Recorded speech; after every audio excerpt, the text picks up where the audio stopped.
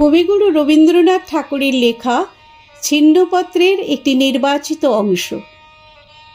কবিতা আমার বহুকালের প্রেয়সী।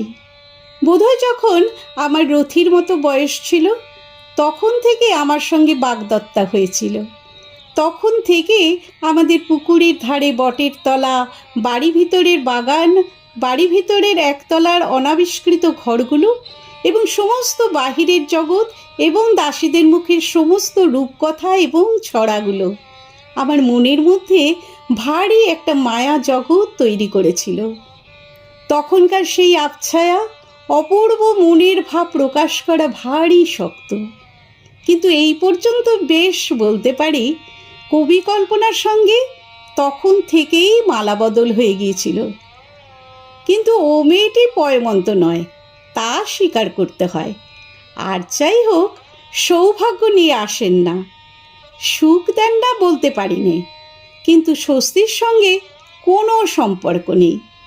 যাকে বরণ করেন তাকে নিবিড় আনন্দ দেন, কিন্তু এক এক সময় কঠিন আলিঙ্গনে হৃৎপিণ্ডটি নিংড়ে রক্ত বের করে নেন। যে লোককে তিনি নির্বাচন করেন সংসারের মাঝখানে ভিত্তি স্থাপন করে গৃহস্থ হয়ে স্থির হয়ে আয়েশ করে বসা, সে লক্ষ্মী ছাড়ার পক্ষে একেবারেই অসম্ভব।